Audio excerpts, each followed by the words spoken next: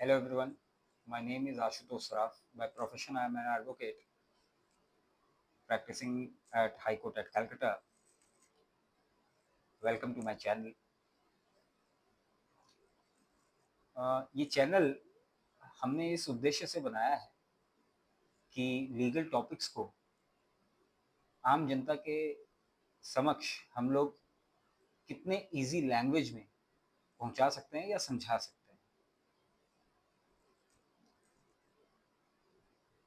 चेष्टा यही रहेगी कि जितना सिंप्लीफाई कर सके उतना सिंप्लीफाई करें और आगे आने वाले समय में हम लोग काफ़ी अलग अलग टॉपिक्स के ऊपर बात करेंगे। आपके भी कुछ सजेशंस हो या क्वेरीज हो तो डिस्क्रिप्शन में मैं डिटेल डाल दूंगा, आप संपर्क कर सकते हैं। या आपको किसी टॉपिक के बारे में जानना हो, समझना हो, तो आप चाहते हैं कि उसका भी कुछ इजी सिंप्लीफाइड लैंग्वेज में कोई वीडियो बनाया जाए तो ज़रूर बना के दूंगा। आई होप आप लोग को ये चैनल पसंद आए। तो पहला जो टॉपिक हमने चूज़ किया है वो है landlord and tenant laws and relationships. क्या है कि ये एक बहुत आम समस्या है। काफ़ी सारे कोर्ट में केसेस लैंडलॉर्ड और टेनेंट्स के हैं। मेजॉरिटी ऑफ द केसेस जो या तो लंबित हैं या जो फाइल होते हैं वो इस वजह से होते हैं बिकॉज लैंडलॉर्ड और टेनेंट्स को अपने रिस्पॉन्सिबिलिटीज और ड्यूटीज ठीक से पता नहीं होता है। तो इस सीरीज में, ये फर्स्ट एपिसोड है, इस सीरीज में हम यही समझने की चेष्टा करेंगे कि लैंडलॉर्ड और टेनेंट का रिलेशन बनता कैसे है, उसके लीगैलिटीज क्या है, रिलेशनशिप कैसे बनता है,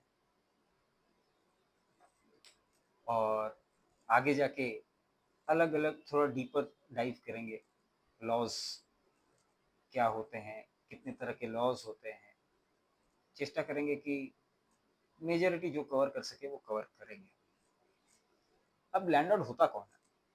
a landlord is a person who gives another person the right to use and occupy a property in lieu of rent. अब लैंडलॉर्ड हो कौन कौन सकता है? एक ओनर भी लैंडलॉर्ड हो सकता है,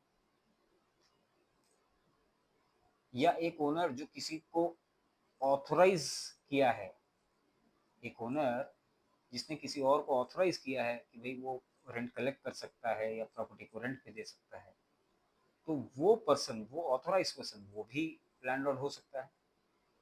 एक कंपनी या ऑर्गेनाइजेशन जो प्रॉपर्टी को कंट्रोल करती है वो भी लैंडलॉर्ड हो सकती है। तो ऐसा ज़रूरी नहीं है कि प्रॉपर्टी के जो ओनर है वही लैंडलॉर्ड हो। बहुत थिन लाइन एक डिफरेंस है ओनर और लैंडलॉर्ड के बीच में। अब टेनेंट कौन होता है?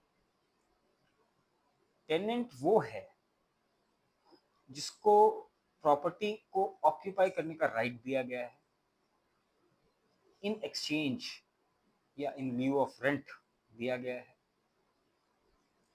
So a tenant is a person who is given the right to occupy and use a property in exchange for payment of rent. Tenant जो है वो प्रॉपर्टी का ओनर नहीं बनता। सेव एंड एक्सेप्ट, वो उस प्रॉपर्टी को खरीद ले अगर तो वो ओनर नहीं बनता। उसको खाली प्रॉपर्टी एक सर्टेन टाइम के लिए अंडर स्टिपुलेटेड कंडीशंस जो एग्रीमेंट में है, चाहे वो एग्रीमेंट ओरल हो या रिटन हो, उसको यूज करने के लिए दिया गया है। ऐसा नहीं है कि वो ओनर बन जाता है। अब लैंडलॉर्ड और टेनेंट का relationship. A landlord and tenant relationship is a legal relationship created when one person allows another person to occupy property in return of rent. यानी जब एक आदमी किसी दूसरे आदमी को प्रॉपर्टी ऑक्यूपाई करने के लिए देता है इन ल्यू ऑफ रेंट, तो लैंडलॉर्ड और टेनेंट का लीगल रिलेशनशिप बनता है। अब इसमें तीन चीजें हैं, जो एलिमेंट्स ऑफ लैंडलॉर्ड और टेनेंट का रिलेशनशिप है उसमें तीन चीजें हैं।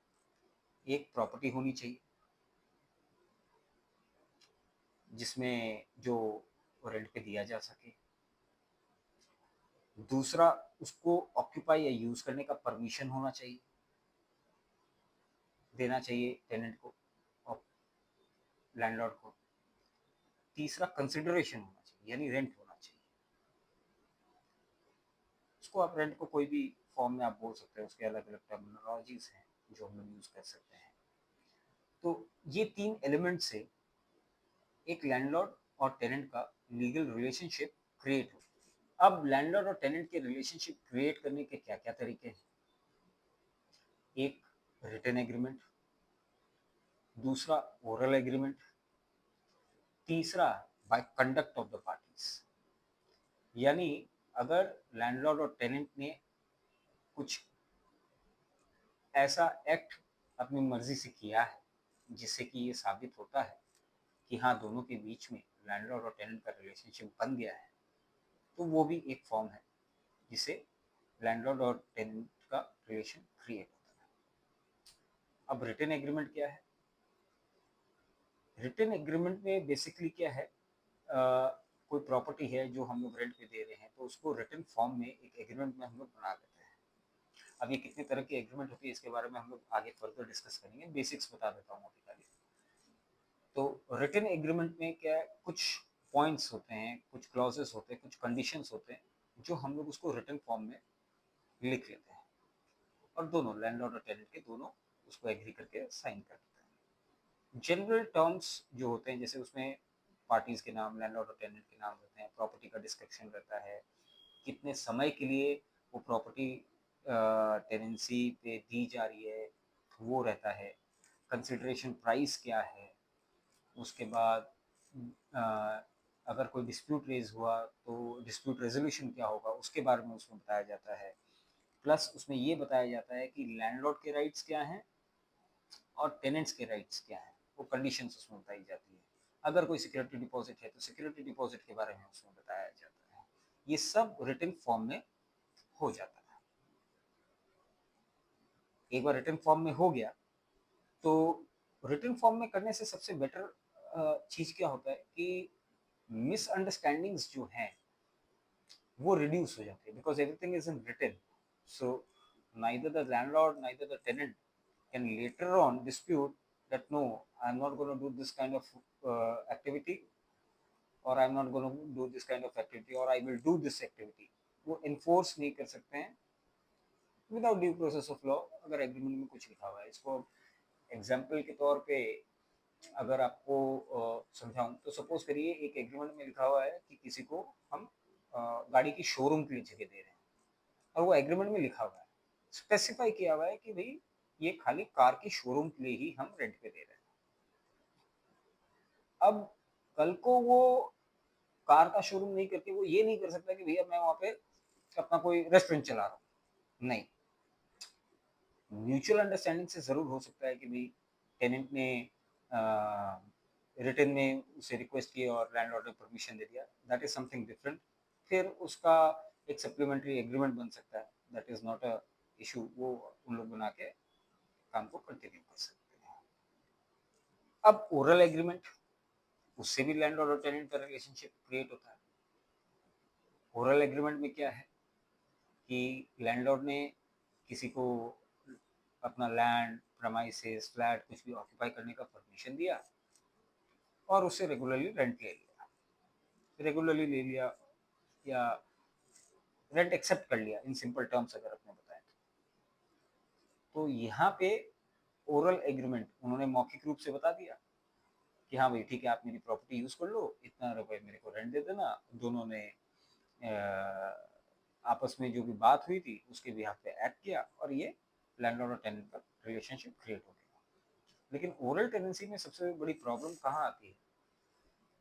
जब लैंडलॉर्ड और टेनेंट्स के एक्ट्स में या विचारों में मतभेद होता है, क्योंकि ओरल एग्रीमेंट में कुछ रिटन में तो होता नहीं कि आपको ये करना है या वो करना है, ये सब रिटन में तो है नहीं, वो सब जो भी है मौखिक है, तब ओरल में डिस्प्यूट ज्यादा होते हैं। अब by the conduct of the party, अब सपोज करिए कि कोई एक आदमी है, वो किसी की प्रॉपर्टी ऑक्यूपाई कर रहा है, और वो ऑक्यूपाई कर रहा है तो जो वहाँ का लैंडलॉर्ड है या ओनर, तो लीगली जैसे अपने अभी आपको समझाया कि वो चीज़ नहीं, लेकिन जो लैंडलॉर्ड है, लैंडलॉर्ड अगर रेंट एक्सेप्ट कर रहा है रेगुलर बेसिस पे, तो ये दोनों के कंडक्ट से लैंडलॉर्ड और टेनेंट का रिलेशनशिप बन गया। अब जैसे अगर मैं कहीं पे रह रहा हूँ और वो किसी मिस्टर एक्स का घर है, हम दोनों के बीच में कोई एग्रीमेंट है नहीं, ना रिटर्न है। अब क्योंकि मैं रह रहा हूँ, मैं उसको हर महीने का 50,000 रुपया रेंट बोल के दे रहा हूँ, और वो हर महीना एक्सेप्ट कर रहा है। तो ये कंडक्ट ऑफ द पार्टी है। मेरा कंडक्ट क्या है कि मैं उसके प्रॉपर्टी को ऑक्यूपाई कर रहा हूँ, उसका कंडक्ट क्या है कि वो रेंट एक्सेप्ट कर रहा है। तो ये हो गया लैंडलॉर्ड और टेनेंट का relationship by conduct of parties. अब एक चीज अपने को और समझना होगा कि लीज और टेनेंसी क्या सेम है, या इन दोनों में कुछ फर्क है। जनरली लीज और टेनेंसी को हम लोग डे टू डे अफेयर्स के लिए हम लोग उसको इंटरचेंजेबली यूज करते हैं, बट ऐसा नहीं है। लीज बेसिकली होता क्या है कि एक टेनेंसी होती है जो कि फिक्स पीरियड के लिए होती है और अंडर एक एग्रीड टर्म्स के लिए होती है, जबकि टेनेंसी जो है उसका पर्सपेक्टिव अलग है, काफ़ी अलग है, थोड़ा ब्रॉडर है, और अलग अलग किस्म के ऑक्यूपेशंस को वो कवर करती है। हाँ, दोनों एक चीज के आसपास इवॉल्व करती है कि that landlord is giving the position of the property to a tenant in return of rent. दोनों में ये चीज है, सो ये चीज दोनों के लिए ही कॉमन है। अब अपने बात करते हैं कि टेनेंट्स के क्या क्या राइट है, बहुत ब्रीफ में अपने बात करेंगे। टेनेंट का सबसे मेजर राइट तो यही है कि उसको पीसफुल पोजीशन दिया जाए, कोई डिस्टर्बेंस नहीं हो, कोई हिंड्रेंस नहीं हो, और without any interference he can use that property. Property should be reasonably fit for occupation, ये भी उसका अधिकार है। Landlord should respect a tenant's privacy always. He cannot just infringe the tenant's privacy because he is the landlord. It cannot be done. Plus, a tenant cannot be generally removed merely because the landlord changes his or her mind.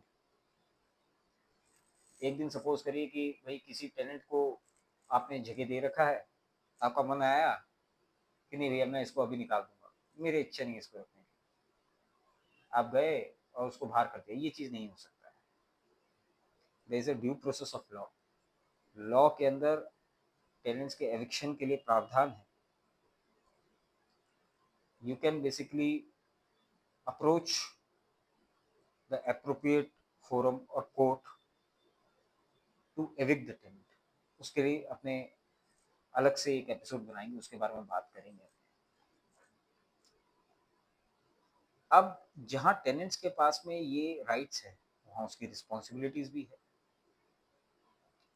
Tenants are generally expected to pay rent on time, use the property responsibly,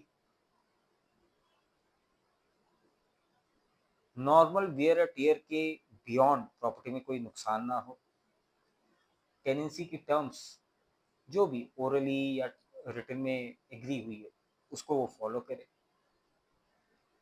और जब tenancy खत्म हो जाए तो वो property का position landlord को वापस दे दे। That is return the property when the tenancy ends.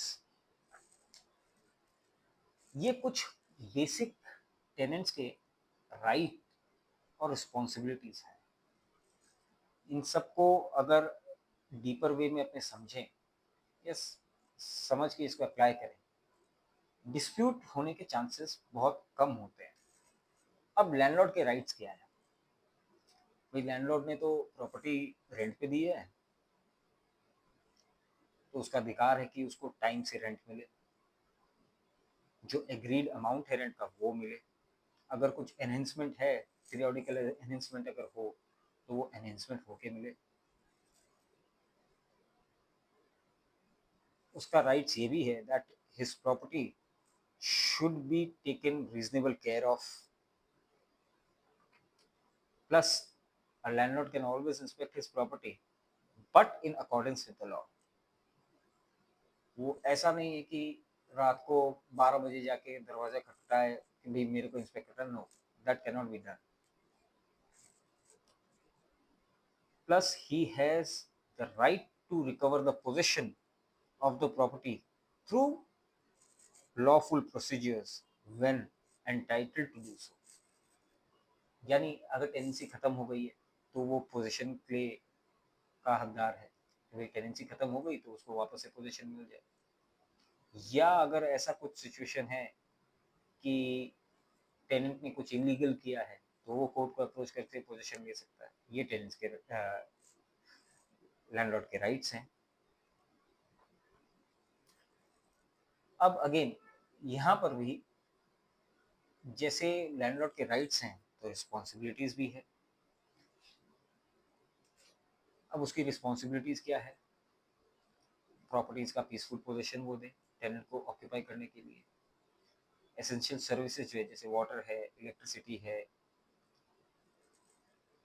ये सब प्रोवाइड करे टेनेंट को। सेम एंड एक्सेप्ट अगर एग्रीमेंट में कुछ और लिखा हुआ है। कई बार एग्रीमेंट में ऐसा होता है कि लॉन्ग टर्म अगर टेनेंसी रहती है तो टेनेंट बोलता है कि भाई इलेक्ट्रिसिटी का मीटर मैं ही खुद ले लूँगा और उसको डायरेक्ट मैं ही जमा कराऊंगा। वो एक अलग चीज़ हो गई अगर एग्रीमेंट में ऐसा स्टिपुलेटेड है तो।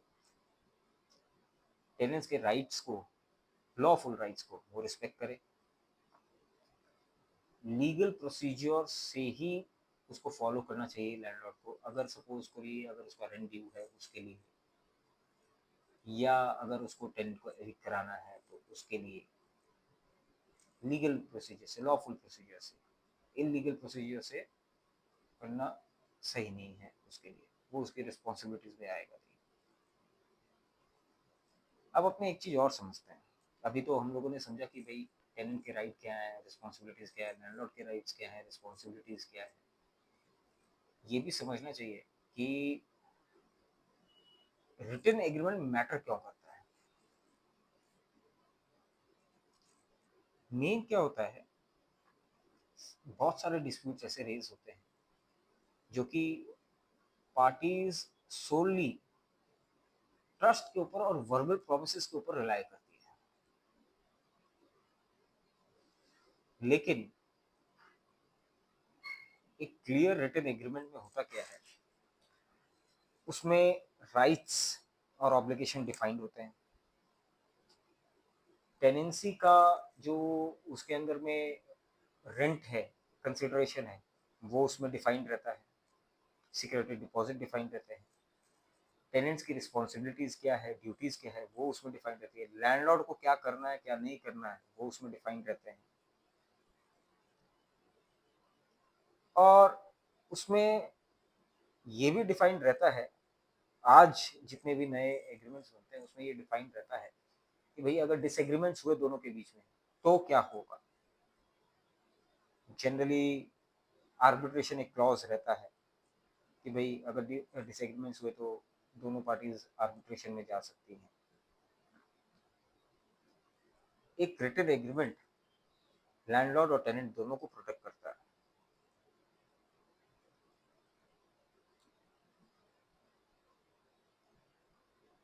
तो रिटन एग्रीमेंट होना is always better। A written agreement always protects both the tenant's interest and the landlord's interest। काफी बार कुछ मिसकंसेप्शंस भी हो जाते हैं लोग के,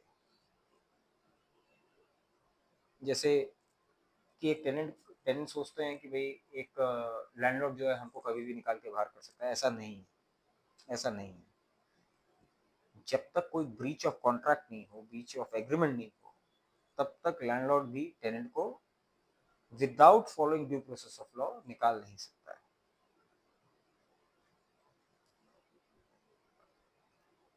एक और इशू आती है, हालांकि ये थोड़ी ब्रॉडर इशू है, इसके ऊपर एक अलग से एपिसोड जरूर बनाऊंगा, मैं भी नोट भी कर लेता हूँ कि very often people say that if a tenant is staying in a property for too long, he becomes the owner, the adverse possession वाला जो लॉ है। No, adverse possession is something different, but mere occupation does not automatically makes the tenant the owner। ये हो नहीं सकता। if he is a tenant, he is tenant, he is not the owner or a landlord of that particular property। Plus काफी लोगों को ऐसा लगता है कि भाई मेरा कोई रिटन एग्रीमेंट नहीं है, तो हम लोग के बीच में कोई टेनेंसी नहीं है, लैंडलॉर्ड टेनेंसी का कोई रिलेशनशिप नहीं। No, this is false. A tenancy may still exist without a written agreement depending on the facts and the applicable law। अगर कोई रिटन एग्रीमेंट नहीं है, ओरल हुआ है, जैसे हमने स्टार्टिंग में बताया कंडक्ट ऑफ द पार्टीज है, तो भी लैंडलॉर्ड और टेनेंट का रिलेशनशिप बन सकता है।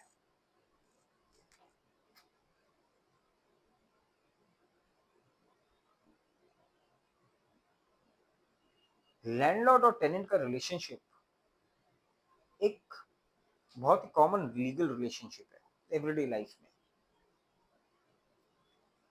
ये एक बहुत सिंपल अरेंजमेंट है जिसके अंदर में एक आदमी अपनी प्रॉपर्टी किसी दूसरे को ऑक्यूपाई करने के लिए देता है इन रिटर्न ऑफ रेंट। ये है तो बहुत सिंपल, लेकिन काफी डिस्प्यूट्स इसमें रेज हो जाते हैं। जैसे अगर आप ये समझिए कि if a tenancy is continuing from say around 50 years or 60 years, and at that time the prevailing rent was very less, say that in a particular area of Kolkata 50 years back, rent for 1000 square feet was merely 1000 rupees only, just for the sake of an example I'm trying to say।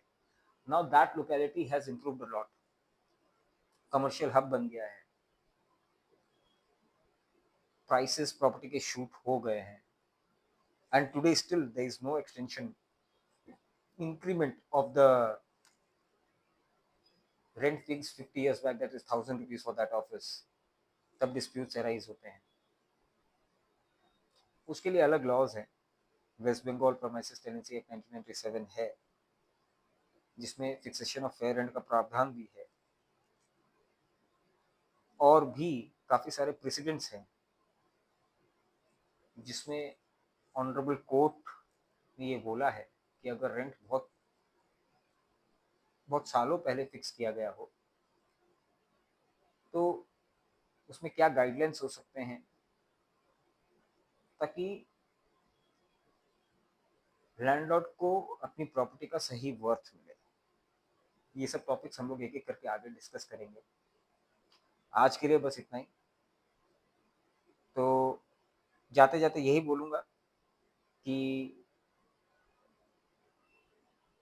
Basic rights और liability समझ लेने से disputes बहुत ज़्यादा नहीं होंगे। होने के चांसेस तो हमेशा रहते हैं, बट ज़्यादा नहीं होंगे। लेकिन दोनों अगर अपने राइट्स और रिस्पॉन्सिबिलिटीज़ को बेटर समझ लेंगे तो चांसेस ये भी हैं कि उन लोग आपस में ही उसको रिजॉल्व कर लेंगे।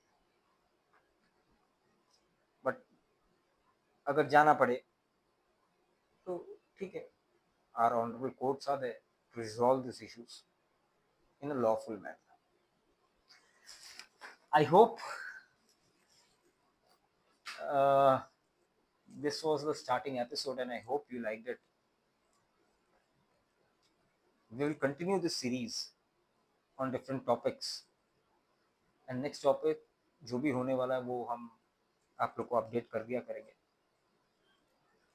So looking forward to meet you all in the next episode. Thank you very much.